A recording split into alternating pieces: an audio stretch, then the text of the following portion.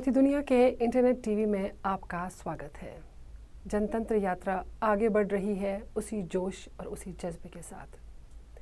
हरियाणा में दाखिल होने के बाद एक बहुत ही ख़ास बात देखने को मिली, वो ये कि यहाँ के लोगों ने जिस तरह से इसमें पार्टिसिपेट किया, जिस तरह से इसमें शामिल हुए, वो शायद सोचा न था। आखिर क्यों नहीं? जब यात्रा शुरू हुई, पंजाब से गुजरी, तो कहीं ना कहीं लोगों के अंदर बहुत सारी क्यूरियोसिटी, बहुत सारी जिज्ञासा बढ़ जाती है और एक ख़बर जब बनती है तो लोगों को लगता है कि हमें भी ज़रूर इसमें शामिल होना चाहिए। तो हरियाणा पहुंचते पहुंचते उन 2-3 दिनों में लोगों का इंतज़ार इतना ज़्यादा हो गया था कि हरियाणा में दाखिल होते ही मान लीजिए लोग सड़कों पर उतर आए। अलग अलग जगहों पर रैली को रोका गया, अलग अलग जगहों को पर अन्ना हज़ारे उनके साथियों को रोका गया, क्योंकि लोग तो ना सिर्फ सुनना चाहते हैं बल्कि उनकी एक झलक भी देखना चाहते हैं। लोगों की आंखों में वो एक तलाश है कि वो अन्ना हज़ारे को देखें और कहीं ना कहीं उस बात से भी लोगों को संतुष्टि होती है, इत्मीनान होता है कि अच्छा ये है अन्ना हज़ारे। ये जादू तो उन्होंने क्रिएट कर ही लिया है लोगों में, चाहे वो बड़े हों, जवान हों या बुज़ुर्ग हों, कि लोग उनको देखकर कुछ अलग सोचने लगते हैं। लोगों को लगता है कि कुछ ख़ास है। लेकिन अन्ना हज़ारे चाहते हैं कि ये सोच ना रहे, लोगों को ये लगे कि अन्ना भी उन्हीं की तरह से एक आम आदमी है, लेकिन वो ख़ास सोचते हैं, वो हटकर सोचते हैं। इसलिए अन्ना हज़ारे के साथ जुड़ने के लिए, दिलो जान से उनकी रैली का एक हिस्सा बनने के लिए ज़रूरी है कि आपकी सोच भी हटके हो जाए, थोड़ी सी अलग हो जाए। और जिस दिन ऐसा हो जाएगा, आपकी और सोच की, अन्ना हज़ारे की सोच का जिस दिन तालमेल बैठेगा, उसी दिन तो ये यात्रा सच में कामयाब कहलाएगी। 8 अप्रैल को जनतंत्र यात्रा की 2 जनसभाएं थी, एक तो नरनौल में और दूसरी रेवाड़ी में। और 7 अप्रैल की अगर बात करें तो उस दिन भी 2 जनसभाएं से संबोधित किया अन्ना हज़ारे ने, एक हिसार में, एक भिवानी में। आइए पहले देखते हैं उन जनसभाओं के कुछ दृश्य।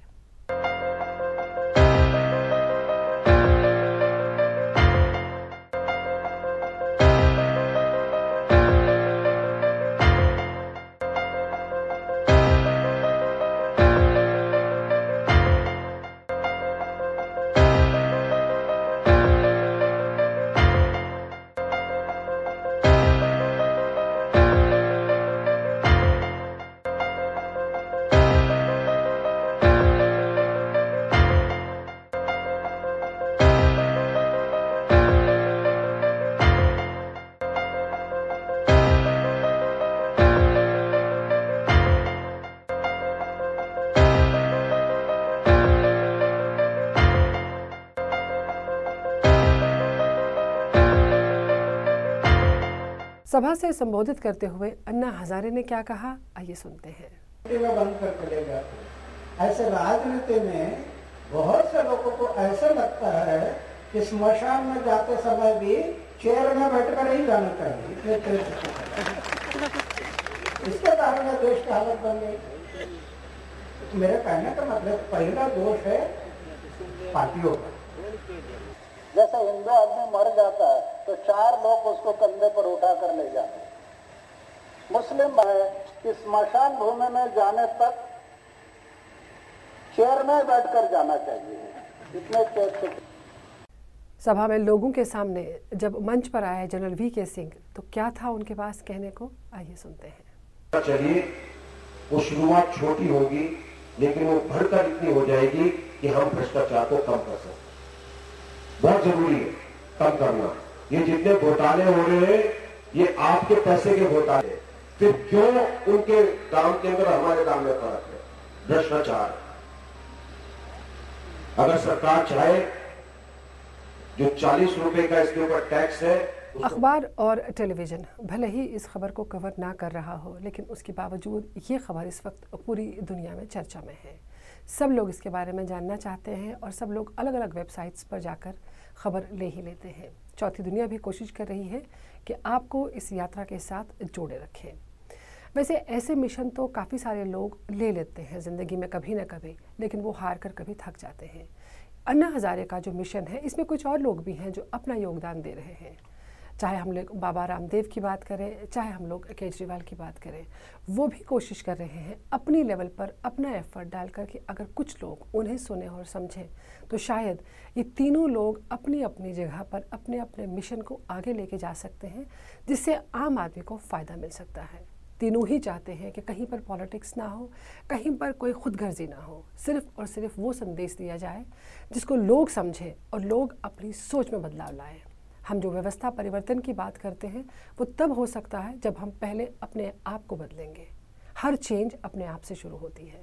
तो जिस दिन हम हिंदुस्तानी, एक आम हिंदुस्तानी अपनी सोच बदलेगा, जिस दिन वो गुलामी से बाहर निकलने की ठान लेगा, जिस दिन वो लड़ने की सोचेगा, जिस दिन वो अपने हक के लिए खड़ा होना और आवाज़ उठाना सोचेगा, उस दिन के बाद से उसका काम बहुत आसान हो जाएगा। जब वो अपने लिए इंसाफ ले पाएगा तभी वो दूसरों के लिए भी आवाज़ उठा पाएगा। इसलिए इन लोगों का मिशन शायद यही है कि अपने सोच में हम लोग बदलाव लाएं। जो अब तक हमने सोचा है, सीखा है, उसको छोड़ दें। एक नई सोच को आजमाने में कोई बुराई नहीं है। जिस दिन ऐसा होगा उस दिन वाकई में हमारी व्यवस्था में, हमारे सिस्टम में एक परिवर्तन की गुंजाइश निकल आएगी, जिससे ना सिर्फ हम फ़ायदा उठाएंगे बल्कि हमारे बच्चे, हमारी आने वाली पीढ़ी सबसे ज़्यादा फ़ायदा उठाएगी। और ये एक हिस्ट्री बन जाएगी एक कौम के लिए, एक नेशन के लिए, कि जिस दिन एक डेमोक्रेसी में, एक डेमोक्रेटिक सेटअप में लोग खड़े हो जाते हैं तो वाकई में वो democracy of the people, by the people, for the people हो जाती है। प्रोग्राम में आगे बढ़ने से पहले रुकते हैं एक ब्रेक के लिए।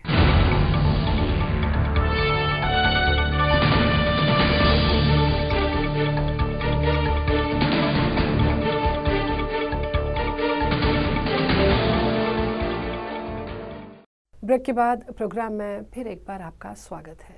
वक्त है 25 सूत्रीय कार्यक्रम का। इस 25 सूत्रीय कार्यक्रम को नज़र डालिए, एक बार इसको पढ़ लीजिए। इसमें ऐसा कुछ भी नहीं है जो हमारे जहन में नहीं था, जो हम चाहते नहीं हैं या जो हमारी ज़रूरत नहीं है। हाँ, इतना ज़रूर किया गया है, एक तो इसको इस तरह से फॉर्मुलेट किया गया है, इस तरह से तरतीब से बनाया गया है कि हमें एक बार फिर याद आया कि हमारी डिमांड्स क्या हैं, हमारे हक क्या हैं। और दूसरी बात ये कि इसको सिर्फ लिखा नहीं गया है, इस चीज़ का वादा किया गया है कि अगर सिस्टम बदलेगा तो ये चीज़ें उसमें होनी चाहिए। वही चीज़ें जिनको आज तक नेताओं ने, वही चीज़ें जिनको आज तक नेताओं ने दरकिनार कर दिया, कभी इन पर गौर ही नहीं किया, कभी ये चीज़ मुमकिन ही नहीं हो सके कि आम लोग तक पहुंच पाए। इस 25 सूत्रीय कार्यक्रम में एक बहुत ही इम्पॉर्टेंट, बहुत ही महत्वपूर्ण सूत्र है एजुकेशन का। क्या आपको लगता है हमारे मुल्क में एजुकेशन का मयार, एजुकेशन का लेवल, स्तर वही है जो होना चाहिए? बिल्कुल नहीं है। हमारे एजुकेशन को कितनी सारी पॉलिसीज़ रूल करती हैं। कहीं पर गवर्नमेंट स्कूल है जहाँ कुछ नहीं होता, कहीं प्राइवेट स्कूल है जहाँ कुछ तो होता है लेकिन एक मोटी रकम चुकानी पड़ती है। कहीं पर बिल्कुल कम बच्चे तो स्कूल मान लीजिए नहीं चलता है, कहीं पर बच्चे इतने खचाखच भरे हुए हैं कि क्लास में बैठने की जगह नहीं है।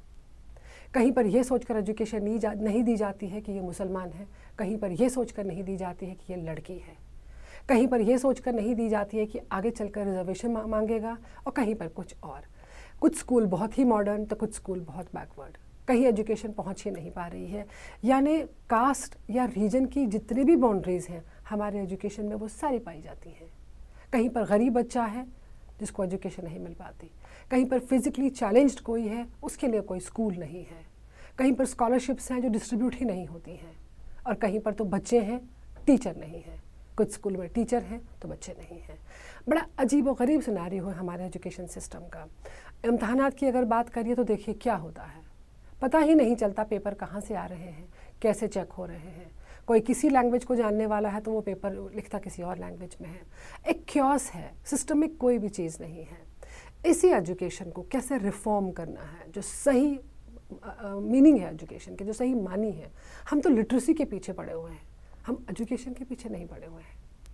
हम ये नहीं देखते कि क्या हमारा ये एजुकेटेड यूथ वाकई में ज़हनी तौर पर एजुकेटेड है।